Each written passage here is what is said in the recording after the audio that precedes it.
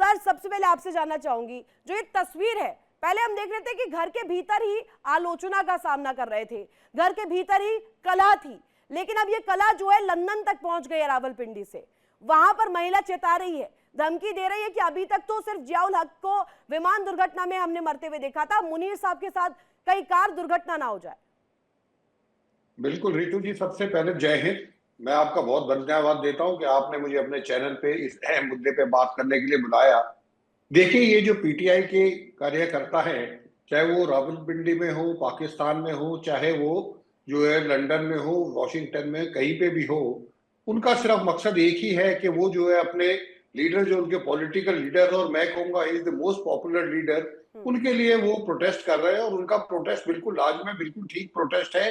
किसी भी इंसान को आप 200 केसेस में जेल के अंदर बंद नहीं कर सकते। और उसके बाद जो है अभी कुछ दिन पहले 17 साल की सजा तोश खाना के जो है उन्होंने बताया कि वहां से जो उन्होंने सऊदी अरेबिया से जो गिफ्ट दी थी, वो गिफ्ट उन्होंने जमा नहीं करी, उसकी चोरी कर ली।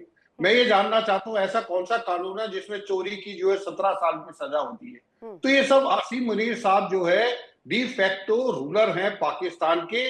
वो चाहे कोई बोले या ना बोले, और पाकिस्तान में तो सिवाय पीटीआई के जो वर्कर्स हैं या पीटीआई के लीडर्स हैं, वो ही बोलते। आम जनता में इतनी ताकत नहीं कि वो बोल सके। ना तो वो पत्रकार कोई बोल सकता है उनके खिलाफ, ना कोई आम आवाम बोल सकता है। और वो उनकी वहां पे डिक्टेटरशिप है, इसमें कोई दो राय नहीं है। शहबाज शरीफ जो एक मोहरा है, और वो जो रबर स्टैंप बन के रह गए हैं। बाकी सारी पावर जो आसिम मुनीर के पास है। अब सवाल ये उठता है, ये जो लंदन में जो स्टेटमेंट जो वो आपने वीडियो सुनाई है, वो जो लेडी बोल रही है, वो बिल्कुल सही बोल रही है। लेकिन वो हो सकता है उनका गुस्सा हो, वो गुस्से में बोल रही हो। और इसमें कोई दो राय नहीं कि जनरल जियाउल हक जो कि पाकिस्तान के प्रेसिडेंट थे, उनको जो है हवाई जहाज उनका जो है ब्लास्ट हो गया था। और वो ब्लास्ट होने के कई कारण बताए गए, लेकिन अभी तक आज तक ये नहीं पता लगा कि उसका परपेट्रेटर कौन था, कौन जिम्मेवार था उनकी मौत का। कोई यूनाइटेड स्टेट जिम्मेवार था, रशिया जिम्मेवार था, या पाकिस्तान आर्मी के ही अंदर कुछ ऐसे लोग थे जो उनकी जो उनको नहीं चाहते थे, उनको मार दिया था।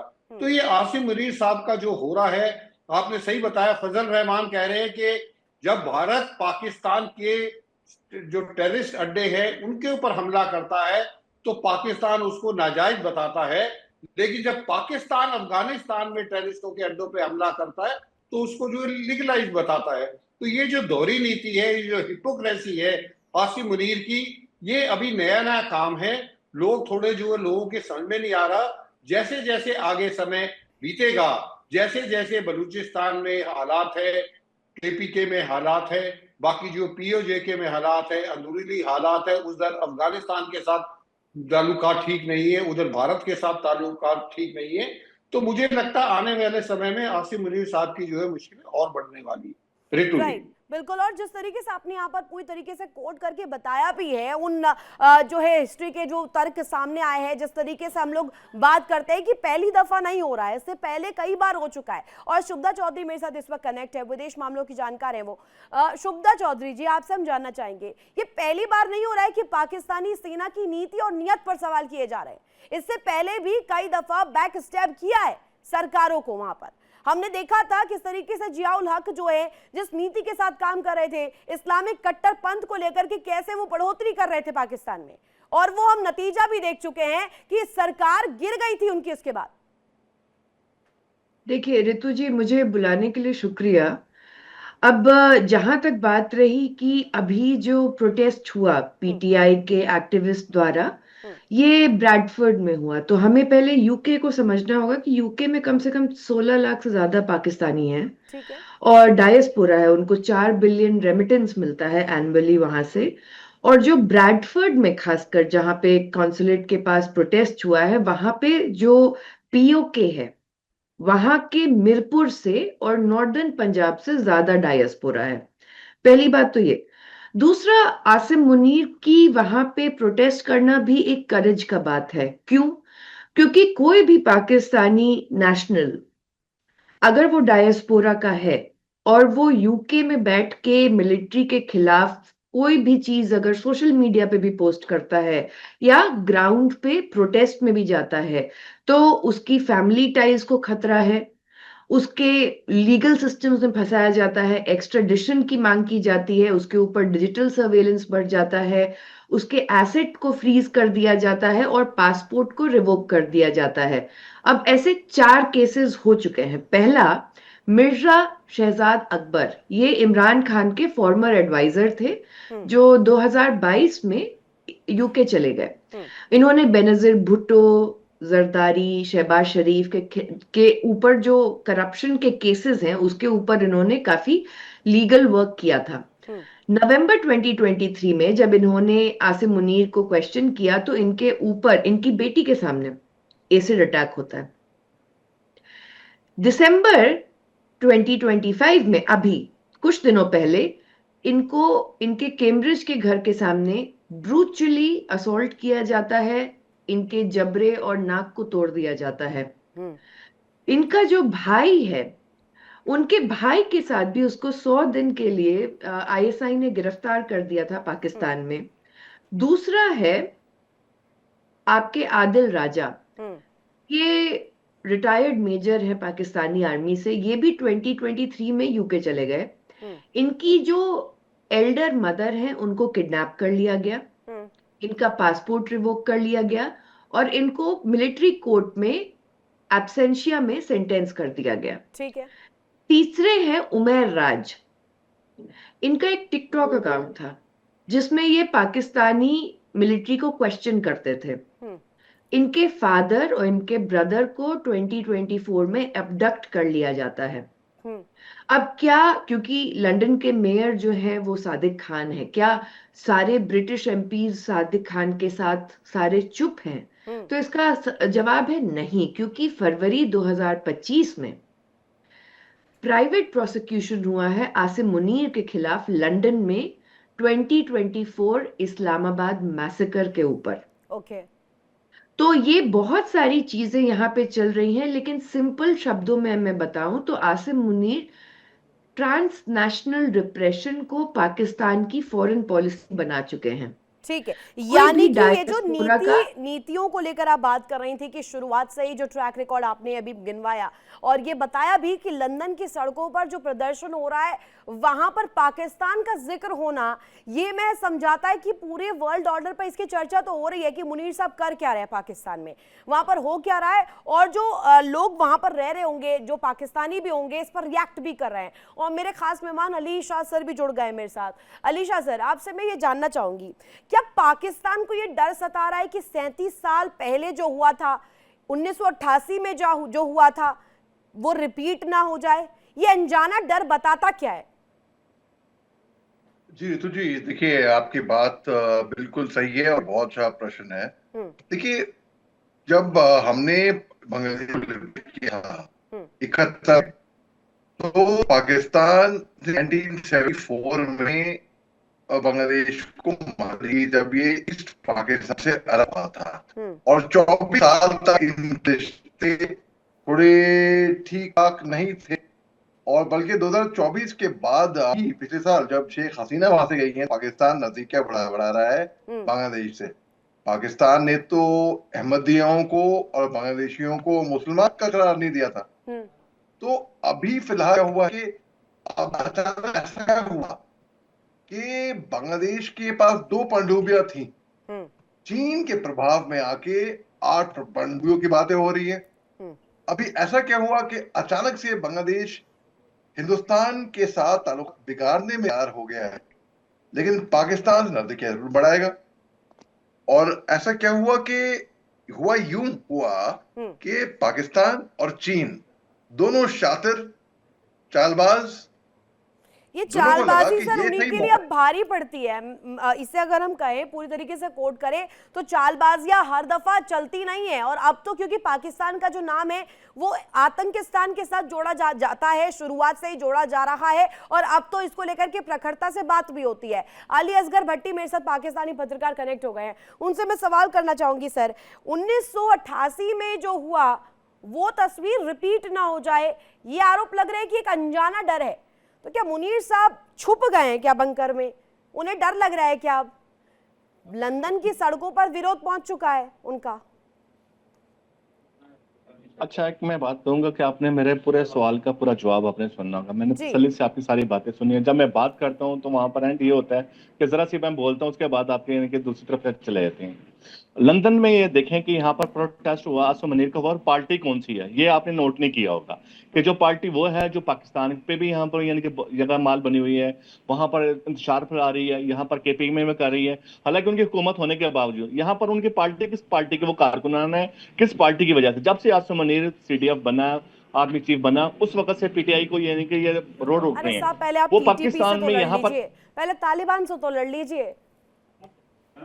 नहीं, थोड़ी सी अभी मैंने ये कहा था, मेरी बात आपने पूरी कंप्लीट तसल्ली से कीजिए सर, सुनी है। पर जब तालिबान आप से भी हम तर्क रखते तालिबान हैं पर तो पूरी तरीके से रखिए। फिर आप पहले टीटीपी से लड़ाई अपनी पूरी कर लीजिए, उसके बाद इस तरीके की बातें रखिएगा। देखें, हम आपकी आशीर्वाद से जब इंडिया के जो ताने माने जब मिलते हैं, तालिबान पे कौन से इन्वेस्ट पैसा कौन कर रहा है, पैसा कौन कर रहा है इस पे, तालिबान पे जो पैसा इन्वेस्ट कर रहा है वो कौन कौन से ममालिक कर रहे हैं। कौन कर रहा है? देखें कि आसम मनीर को सिर्फ बांग्लादेश, आप कह रहे हैं ना, बांग्लादेश में आपके खिलाफ कितनी यानी कि प्रोटेस्ट हो रही है, आपको लास्ट वीक का भी याद होगा। पाकिस्तान इंडिया हमेशा यानी कि जितने भी इसके पड़ोसी ममालिक हैं उनके साथ किसके साथ तल्लुकात इसके अच्छे हैं? चीन के साथ तल्लुकात अच्छे हैं, अफगानिस्तान के साथ तल्लुकात अच्छे हैं, बांग्लादेश के साथ अच्छे हैं, पाकिस्तान के साथ आपके तल्लुकात अच्छे हैं। इंडिया हमेशा यानी कि जो आपके जो पड़ोसी ममालिक हैं उनके साथ तल्लुकात अच्छे रखता नहीं है। अब देखेंगे जो प्रोटेस्ट हुआ वहां पर हुआ जो दूसरे ममालिक में हो सुनिए रहा ना है, और सर, एक सुनिए ना, सियासी ठीक जमात है। पार्टी अब कर आप रही है, फिर वो बोलेंगे कि आसम मैं मनीर टोक को रही कर हूँ, रही है। फिर बोलेंगे कि टोक रही हूँ। चीन के साथ सबसे बड़ा बिजनेस अगर कोई करता है ना देश, तो भारत करता है। एक बार पता करिएगा कितना व्यापार चीन यहाँ पर करता है, कितनी फैक्ट्रियां यहाँ पर चीन की यहाँ सेटअप है। अली शाह सर, इनको जवाब जरा दीजिएगा। कितनी है इसका बिजनेस, तभी वॉल्यूम ज्यादा था। देखिए भाई साहब, आप अलीशा नहीं है। आपको अलीशा बनने के लिए आपको बहुत आगे, अभी और आगे जाना है, बहुत मेहनत करनी पड़ेगी। तो अभी आप सुन लीजिए आप तसल्ली से। देखिए आपने जो बोला ना, मैं आपकी मजबूरी समझ सकता हूं। आपको अपने मुल्क का साथ देना होगा यहाँ पर। अगर आप नहीं देंगे तो फिर आपकी मिलिट्री आपको उठा के ले जाएगी रातों रात और गायब कर देगी। तो इसलिए आपकी मजबूरी मैं समझता हूँ, लेकिन दिल के किसी कोने में आपको पता है, लॉजिकल बात यह है कि बांग्लादेश जो है उसको पटाने के चक्कर में लगा हुआ है पाकिस्तान। बांग्लादेश को साथ लेने में कि भाई ये मौका है, मार दो चौका, मौके पे चौका मारने पे लगा हुआ है पाकिस्तान। अगर पाकिस्तान ये समझ ले कि भाई ठीक है, हमारी एनर्जीज बांग्लादेश को पटाने की जगह हम क्यों ना अपने लोगों को पटाए भाई। तो जो सिंध प्रोविंस में, बलूचिस्तान में, पीओके में जिस तरीके से प्रोटेस्ट हो रहे हैं, आपके खुद के लोग खुश रहेंगे। आपके अंदर जो जिस पर तरीके अली से शाह सर, इनकी मजबूरी भी तो समझिए ना। ये अभी टीटीपी तालिबान से compete नहीं कर पा रहे हैं, आप इतनी बड़ी बड़ी बातें इनके सामने रख रहे हैं। अली असगर साहब जी। नहीं है, जितनी आजादी हमारे मुल्क में है इतनी आजादी तो कहीं पर भी नहीं है।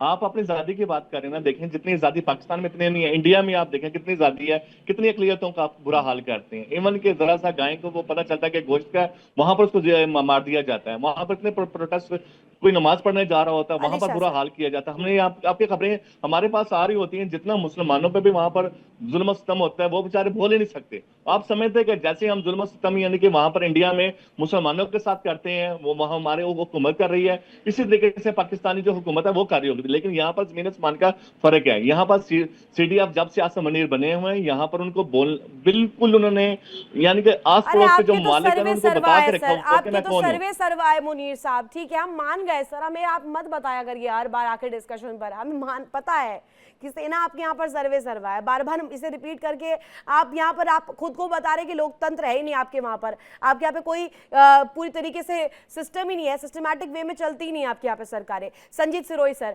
आपसे मैं जानना चाहूंगी, एक जो जिक्र बार बार होता है जियाउल हक को लेकर के, तानाशाह के तौर पर वो उभरे थे। तानाशाह जो उनके आलोचक है वो कहते हैं कि वो तानाशाही करते थे देश में। अब ऐसे में जनरल जुल्फिकार अली, जिनके बलबूते वो आए थे जब उन्हें बनाया गया, सेना का प्रमुख बनाया गया था, लेकिन उनके साथ ही दगा कर गए, उन्हीं की सरकार गिरवा दी। तो ये इंडिकेशन किस तरफ वो महिला दे रही थी कि यहाँ पर भी मुनीर साहब और शहबाज शरीफ के बीच में कहीं वैसी स्थिति ना बन जाए, वो खाई ना आ जाए कि मिलिट्री ओवरशैडो कर दे इनके सरकारों को। देखिए रितु जी, अगर आप जियाउल हक की बात करें तो जियाउल हक साहब को जो है जुल्फिकार अली भुट्टो साहब ने बनाया था। बल्कि जब वो चीफ थे, जब उनको चीफ बनना था तो बाहर जो उनको वेट कराया करते थे और उनको सबके सामने कहते थे ही इज माय मंकी। तो ये ज़ियाउल हक का ये स्टेटस था जब ज़ियाउल हक साहब जब तक चीफ नहीं बने थे। जब वो चीफ बन गए तो उन्होंने उस मंकी का बदला लिया और उसने उसको जुल्फिकार अली भुट्टो साहब को जो है जेल में एक झूठे केस में बंद करा दिया और उसके बाद उनको बिना किसी उसके लीगल उसके रात के टाइम जो है फांसी, रात के टाइम कहीं भी दुनिया में फांसी नहीं लगाई जाती है, उनको रात के टाइम भी बिना उनके घर वालों को बताए उनको फांसी लगा दी और उनको जो है दफन कर दिया। तो ये तो जनरल ज़ियाउल हक साहब था। उसके बाद जब वो प्रेसिडेंट बने, प्रेसिडेंट बन के उन्होंने जो है जो वो एक डिक्टेटर कर सकता वो उन्होंने किया और उसका अंजाम उनको भुगतना पड़ा। और जिस हिसाब से आसिम मुनीर साहब चल रहे हैं, आसिम मुनीर तो उनसे भी ज्यादा पावरफुल हो गए हैं। आसिम मुनीर साहब को तो इम्यूनिटी मिल गई फॉर लाइफ टाइम।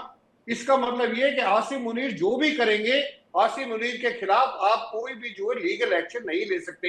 मुझे नहीं लगता दुनिया में कोई भी ऐसा जो है लीडर या कोई आर्मी चीफ या सीडीएफ होगा जिसको इतनी इम्यूनिटी दे रखी। तो इससे आप अंदाजा लगा सकते हैं कि आसिम मुनीर साहब कितने पावरफुल आदमी है। तो जब आदमी पावरफुल होता है, जब आदमी के पावर आ जाती है तो उसका दिमाग खराब हो जाता है और जब दिमाग खराब होता है तो वो फिर ऐसी ही हरकतें करने लगता है और जब ऐसी हरकतें करता है तो वो दोस्त कम पालता है, दुश्मन ज्यादा पाल लेता है। और वो दुश्मनी को ये नहीं कि पाकिस्तान के अंदर से आएगी। मैं आपको बता रहा हूं, कल डोनाल्ड ट्रंप साहब को ये पता लग गया कि आसिम मुनीर अब उनके कोई काम का नहीं, तो हो सकता है सीआईए उनको उड़ा दे, हो सकता है जो है अफगानिस्तान वाले उनको उड़ा दे। तो ये जो है जो ये बात यूके में हुई है, जो लेडी बात कर रही थी, वो एक कंपैरिजन ड्रॉ कर रही थी कि जिस तरीके से ज़ियाउल हक जो कि एक डिक्टेटर था पाकिस्तान में, उसको जिस तरीके से हवाई जहाज में उड़ाया गया था, हो सकता है कि आसिम मुनीर को भी जो है कार में उड़ाया जाए। इसी की वजह से जो है पाकिस्तान की गवर्नमेंट ने एकदम जो है यूके के ऑफिशिएटिंग हाई कमिश्नर को बुला के उसको डिमांड से पेश किया और उसको बोला कि आप जो है आपकी धरती पे पाकिस्तान के खिलाफ जो है कार्रवाई हो रही है, इंटरनल डिस्टर्बेंस को फैलाने की, टेररिज्म को फैलाने की, वायलेंस को फैलाने की, आप उनके खिलाफ जो है एक्शन लीजिए। और जैसे डॉक्टर शुभदा चौधरी ने बताया है कि जिस तरीके से ये लिया गया है, ये जो लोग प्रोटेस्ट कर रहे थे, आप देखिए उनके साथ क्या क्या होगा। तो ये तो डिक्टेटरशिप की कहानी है और डिक्टेटरशिप का अंत यही होता है। कहीं पे जाइए जहां पे भी डिक्टेटर हुआ है, यहाँ पर उसका तो अंत जो मेरे को, मैं इससे थोड़ी सी अलग राय रखती हूँ। मैं पाकिस्तान को लेकर ऐसी राय रखती हूँ कि वहां पर तो कोई सिस्टमैटिक फॉर्मेट जो होता है ना, चाहे डिक्टेटरशिप हो, मोनार्की हो, किसी भी तरीके का जो एक कहा जाए प्रणाली हो, वहां पर तो सिर्फ और सिर्फ इन एक्शन होती है मिलिट्री, इन एक्शन होती है सेना। वहां सेना जो कह दे वही पत्थर की लकीर है। एम आई राइट अली असगर भट्टी? नहीं, आप इस पे गलत हैं कि देखें हमारा जो वज़ीर आज़म है, मुझे आज आप गलत साबित कर दीजिए प्लीज। यहाँ पर थोड़ा सा जो चॉइस वो चॉइस वो खुद करता है, हाँ। उसी के अंडर आता है। यहाँ पर जमहूरियत में यहाँ पर जब भी दौरे हुकूमत आप देखें, जब भी सिलेक्शन करता है ना, चीफ आर्मी स्टाफ ही करता है, वो वज़ीर आज़म करता है, उसकी रिकमेंड से, उसकी हिदायत से उनको लिस्ट भेजी जाती है, वो चॉइस करते हैं।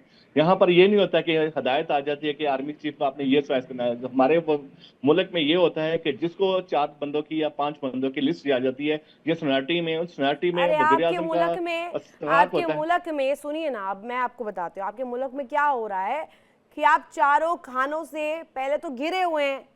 आप बलूचों से लड़ नहीं पा रहे हैं, आप टीटीपी के लड़ाकों से लड़ नहीं पा रहे हैं, आप खैबर पख्तूनख्वा की लड़ाई नहीं लड़ पा रहे हैं, आप सिंध की लड़ाई लड़ नहीं पा रहे हैं, आप तालिबान से लड़ नहीं पा रहे हैं।